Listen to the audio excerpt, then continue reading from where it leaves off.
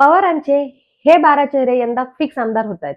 नमस्कार, सोशल चर्चामध्ये आपलं स्वागत आहे.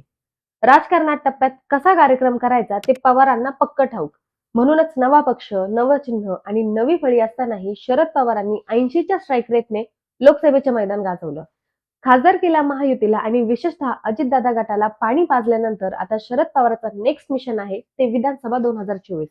यंदा काहीही झालं तरी सत्तेत येणारच असा प्रण केलेल्या शरद पवारांनी विधानसभेची घोषणा होण्याच्या आधीच अनेक उमेदवारांची तिकीट डिक्लेअर करून टाकली आहेत. त्यातही तुतारीच्या बाजूने सध्या असे काही खंदेबारा चेहरे आहेत जे अगदी डोळे झाकून निवडून येतील अशी राजकीय परिस्थिती आहे. त्यामुळे शरद पवारांच्या आमदारांचा आकडा वाढत असला तरी पवारांचे कोणते 12 राजकीय नेते डोळे झाकून निवडून येतील हे आपण व्हिडिओच्या माध्यमातून समजून घेऊया. व्हिडिओला सुरू करण्यापूर्वी आमचे नवनवीन व्हिडिओ आपल्यापर्यंत पोहोचण्यासाठी चॅनलला सबस्क्राईब करा. पहिलं नाव समोर येतं ते इस्लामपूरचे जयंत पाटील. इस्लामपुरात वन मॅन शो जयंत पाटलांचं राजकारण चालतं.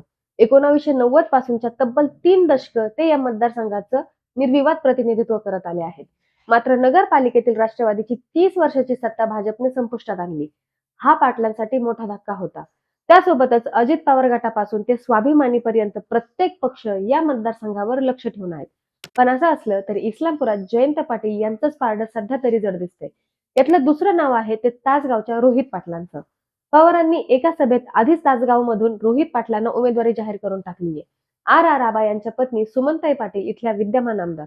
2019ला त्यांच्या प्रचाराची धुरा सांभाळली होती त्यांचे चिरंजीव रोहित पाटील यांनी. शरद पवारांशी एकनिष्ठ राहिलेल्या नगरपंचायतीतील विजयापासूनच रोहित पाटील यांचं नेतृत्व मतदारसंघात प्रस्थापित झालं. आमदारकीसाठी त्यांची तयारीही झालेली असून ते कवठे महाकाळमधून आरामात तुतारी वाजवतील असं बोललं जातंय. तुतारीच्या आमदारकीचा तिसरा फिक्स चेहरा म्हणजे बीड विधानसभेचे संदीप क्षीरसागर. बजरंग बाप्पांच्या विजयासाठी बीडमध्ये ज्यांनी फिल्डिंग लावली होती ते संदीप क्षीरसागर हे या मतदारसंघाचे पहिल्या टर्मचे आमदार. आपल्याच काकाला म्हणजे जयदत्त क्षीरसागर यांना मत देत संदीप हे विधिमंडळात गेले. पक्षातील आपली पोझिशन स्ट्रॉंग बनवली. पदांच्या हू घातलेल्या विधानसभेला संदीप यांना तगडा विरोधकच नसल्याने त्यांच्या तुतारीकडून विजय जवळजवळ निश्चित समजला जातोय. यातलं चौथं नाव येतं ते घनसांगवीच्या राजेश टोपे यांचं.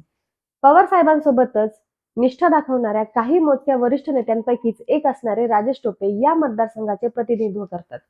शांत, सुसंस्कृत आणि अभ्यासू राजकारणी म्हणून त्यांची ख्याती आहे. त्यात कोरोनाच्या काळात आरोग्य मंत्रीपद मोठ्या धाडसानं घेतल्यामुळे त्यांनी उभ्या महाराष्ट्रात चर्चा झाली होती. सतीश घाटगे, राजू शेट्टी यांची नावं सध्या टोपेंच्या विरोधात चर्चेत असली तरी आमदारकीला टोपे यांच्यापेक्षा सध्या तरी प्लस मध्ये दिसतोय. या यादीतला 5वा उमेदवार असेल तो बिग फाईट बारामती विधानसभेतील युगेंद्र पवार. राष्ट्रवादीची पंढरी समजल्या जाणाऱ्या बारामती मतदारसंघात अजितदादांचा शब्द अंतिम चालतो. पण पक्षफुटीनंतर आता शरद पवार इथून युगेंद्र पवार यांना विधानसभेच्या मैदानात उतरवण्याची तयारी करतायत. त्यात अजितदादांच्याच मतदारसंघात तुतारीला 45,000चं लीड मिळाल्यानं युगेंद्र पवारांच्या आमदारकीच्या महत्वाकांक्षा चांगल्याच वाढल्यात. त्यामुळे समोर दादा असताना युगेंद्र पवार इथून तुतारी वाजवण्याचे सध्या तरी चान्सेस आहेत. तुतारीकडून आमदारकीचा 6वा चेहरा असेल तो राहुरीच्या प्राजक्त तनपुरे यांचा.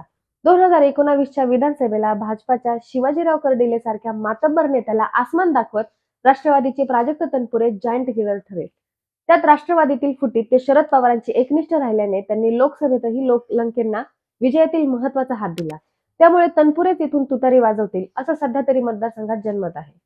7वं नाव जे आमदारकीसाठी फिक्स समजलं जातंय ते कर्जत जामखेडच्या रोहित पवारांचं. 2019च्या निवडणुकीत भाजपाच्या रामचंद्र यांचा पराभव करत रोहित पवार जायंट किलर ठरले. अजितदादा गटातील जिल्हा परिषदेच्या माजी सदस्य मंजुषा गुंड आणि त्यांचे पती राजेंद्र गुंड हे देखील विधानसभेसाठी इच्छुक आहेत. त्यासोबतच भाजपकडून प्रवीण धुले देखील उमेदवारीसाठी अडून बसल्याचं समजतंय.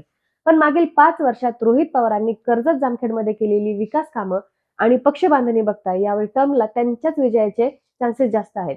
या यादीतील 8वा चेहरा येतो तो शिरूरच्या अशोक पवारांचा. शिरूरच्या पट्ट्यातून सगळे अजितदादांच्या पाठीशी गेले, उरले फक्त निष्ठावंत शिरूरचे आमदार अशोक पवार. त्यामुळे यंदाही तेच राष्ट्रवादीकडून विधानसभेच्या रिंगणात दिसतील यात शंका नाही.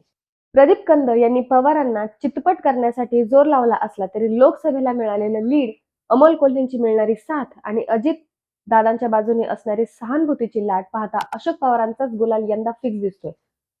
9वं नाव येतं ते काटोलच्या अनिल देशमुख यांचं. महाविकास आघाडीत सर्वाधिक जास्त चर्चेत राहिलेले अनिल देशमुख याच काटोलचं विधिमंडळात प्रतिनिधित्व करतात. राष्ट्रवादीची दिग्गज आणि प्रस्थापित नेत्यांची फळी अजितदादांसोबत गेलेली असताना काही हाताच्या बोटावर मोजण्या इतकीच नावं साहेबांसोबत थांबली. त्यापैकीच एक अनिल देशमुख. काटोल हा देशमुखांचा बालेकिल्ला असल्याने ते इथून तुतारी आरामात वाजवतील, असं सध्या ट्रेंड दिसतोय. बोलूयात फायर ब्रँड जितेंद्र आव्हाडांबद्दल. शरद पवारांच्या पाठीशी नेहमीच सावलीप्रमाणे उभे असणारे आव्हाड इथून सलग अनेक टर्म इथून निवडून जात आहेत. मुस्लिम, दलित आणि अल्पसंख्याक बहुल समाजावर आव्हाडांची असणारी पकड पाहता मुंब्रा कालव्यातील तुतारीची आवाज ऐकायला मिळेल, यात कसली शंका नाही. नजीब मुल्ला कळवा मुंब्र्यातून आव्हाडांना टक्कर देऊ शकतात, पण आव्हाडांच्या आमदारकीला सध्या तरी धोका नाही असं म्हणता येऊ शकतं. 11वा चेहरा येतो तो विक्रमगडच्या सुनील भुसार यांचा. भाजपचा बालेकिल्ला भुसारा यांनी 2019 मध्ये पहिल्यांदाच ताब्यात घेतला. त्यामुळे शरद पवार गटाकडून त्यांनाच विक्रमगडची उमेदवारी निश्चित आहे. फक्त भाजपची इथे ताकद लावली तर ही जागा अतितटीची होऊ शकते. पण भुसारा यांच्याच राजकारणाचं पारडं सध्या तरी जड दिसते. तुतारीचा 12वा आमदार असू शकतो तो म्हणजे भोसरीच्या अजित गव्हाणे यांचा. अजित पवार गटाचे नेते अजित गव्हाणे यांनी काही नगरसेवकांसह शरद पवार गटात नुकताच प्रवेश केला. विधानसभा निवडणूक लढवण्याच्या दृष्टीने त्यांनी हे पाऊल उचलल्याचं त्यांनी स्वतः स्पष्ट केलं. अजित पवार गटाने आधी घड्याळ तेच वेळ नवी असं घोषवाक्य तयार केलं होतं. अजित गव्हाणे हे भोसरीतून लांडगेंना फाईट देतील असं सध्या तरी चित्र आहे.